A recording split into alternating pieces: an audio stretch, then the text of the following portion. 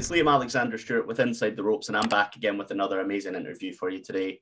You can see my guest to my left. We are talking a bona fide WWE Hall of Famer, one of the greatest WWE champions of all time, multi-time WWF Tag Team Champion, and now the host of one of the best podcasts about wrestling going. We're talking stories with Briscoe and Bradshaw. It's none other than Mr. JBL, John Bradshaw Layfield. John, how are you doing today? I'm doing great, Liam. I'm all those things, a very nice introduction, but yeah, I noticed you didn't say I could tell time because I missed our first Zoom call with you and I feel terrible about it. So time telling is not one of my attributes. I think we're going to start just a little bit about your career and sort of wrestling now versus back in the day, because it's very rare you get a chance to sit down and talk to someone with such experience in the wrestling industry. You know, you had your last singles match, you had the Rumble, but you had your last singles match at WrestleMania 25 back in 2009, and wrestling has changed so much since then. I just wanted to get your thoughts a little bit about sort of wrestling now versus when you were sort of at your peak, what you think about it, and if there's anything about the product that you love, and anything about wrestling just now that you're not so keen on. Yeah, I love the athleticism. I love how much talented these guys are. I mean, they're doing stuff that I certainly couldn't do, and a lot of our guys couldn't do. These guys are incredible athletes. I remember when Too Cold Scorpio and I think it was Chris Benoit first got together at WCW, and I can't remember the year. It was around 93, 94, and they had this match, and they were doing stuff that I remember the whole wrestling industry was abuzz about the crazy things they were doing. You know, it all made sense in the match. Not saying it didn't, but it was just amazing. And now these guys are doing this stuff all the time. I think it can be a little too much, but I'm not going to be the old guy that goes outside and yells at the clouds and say our generation was better. Every generation thinks they're better than the next generation. I think it's just something that happens every generation in life. But these guys are fantastic athletes. I wish they had a little more emotion than they had movement. And I think that's the one thing that can be missing when you want to get pops, when you want to get this is awesome chance. I think that's the one thing that can be missing. But their athleticism is unparalleled.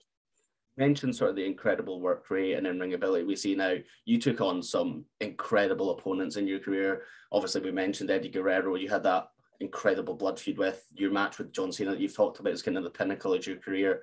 Is there anyone in the WWE just now on that roster that you look at and go, wish they were around when I was in the ring because I would have loved to have a match with them? Yeah, Roman Reigns. I had, a brief interaction with Roman in one Royal Rumble. Not much, more of a comedy spot than anything else. But I think Roman Reigns, I worked as an agent for just a few months and realized that was not for me. But Roman was one of the smartest guys I dealt with. He has a knack for the business. And it's just, I think when you're people that come in with their families in the business, just have a head start on everybody else. And Roman's a very smart guy, but he also had that head start. And I would love to have worked with a guy like Roman. You mentioned sort of your time as an agent, and you've been around so many locker rooms with so many amazing big characters. Having seen sort of the transition of locker rooms from your time in the APA to your run as JBL, what do you think sort of the main differences in the locker room now versus, say, 15, 20 years ago? In fairness, I can't answer that because I'm not in the locker room. You know, when I go in, I dress in the TV locker room. It's usually me and Booker T and some of the old guys I started with. And, you know, the guys come by and they're very respectful. You know, they always come by and say hello, shake your hand. And, you know, it's very nice that they carry on that tradition and how respectful they are.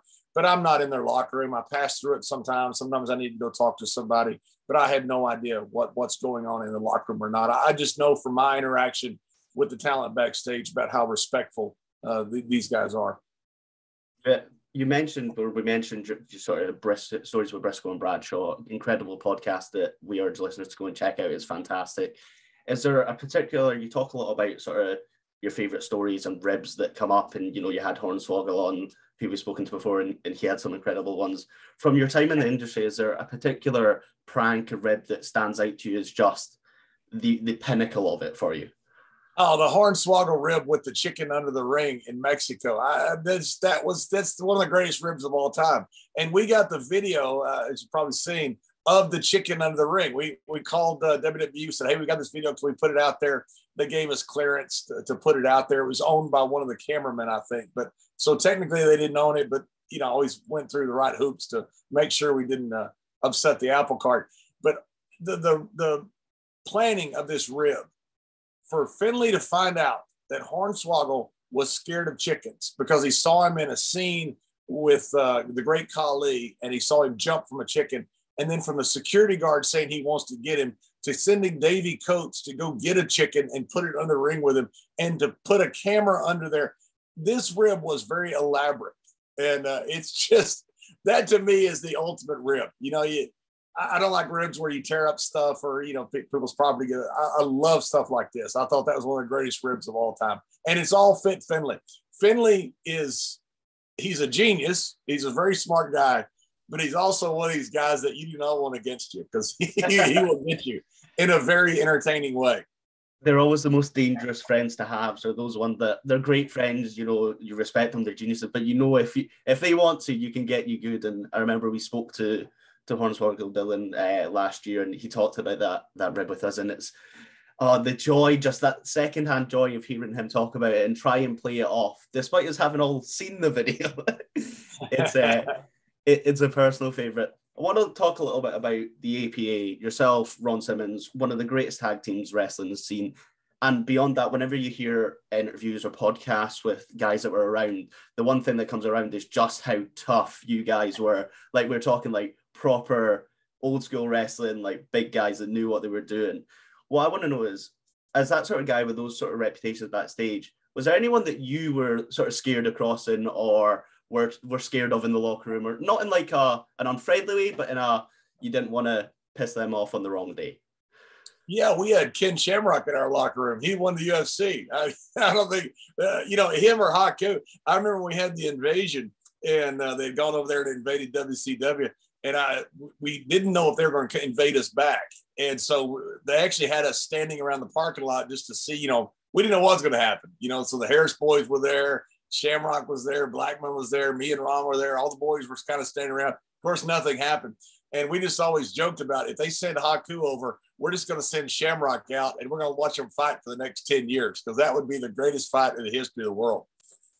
I think that is possibly the most sensible answer I've ever heard to that question. I mean, I think when you look at people that you don't want to cross, I think Shamrock makes a lot of sense. He certainly not someone I'd like to cross. Shamrock, I love Ken, and we were good friends, still are. I trained in the Lions Den up in Dallas with Guy Mesger, one of his satellite training facilities, and just loved the training. But Ken was an animal, man. I mean, I went out and watched him fight, I think, Ortiz, and he was, a few years past his prime at the time. Ken took every shot Ortiz had, and Ortiz was knocking out people everywhere. Ken wouldn't go down. I mean, that guy he's one of the toughest guys, certainly in the world at the time. Probably the toughest, but of all time. I mean, we talk about legendary figures. We talk about Hodge. We talk about Gotch. You talk about Angle. Talk about Brock. I mean, Ken Shamrock you can make a case for him being number one in any era.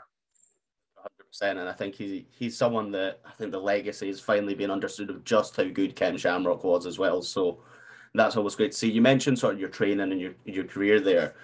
Back in December, the wrestling world lost a legend, and Blackjack Lanza, and you've spoken a bit about sort of the influence he had on your career and just what a kind man he was. I wanted to know, was there one particular bit of advice that the Cowboy gave you that has kind of stuck with you throughout your career, and maybe more recently since his unfortunate passing, where you look back at it and go, that's a really good bit of advice?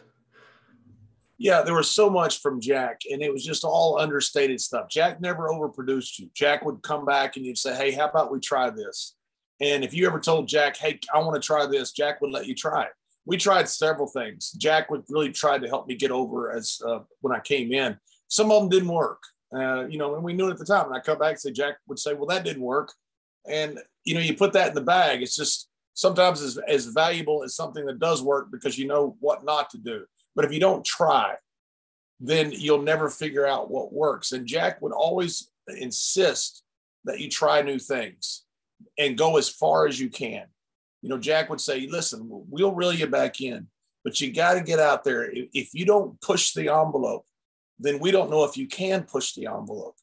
If you're not out there saying, well, is there a second gear? Is there another level? He said, unless you're showing that, we don't know that. Too many guys stay within the parameters of what they're given without really pushing the envelope. And to me, that's a mistake. And that's one thing Jack always preached to everybody. Jack never got mad when guys tried things, even if they failed miserably. You know, he'd come back, he'd laugh about it. He'd have a cigarette. Well, that didn't work. And, you know, you'd laugh about it, go, hell, yeah, we'll try something different tomorrow.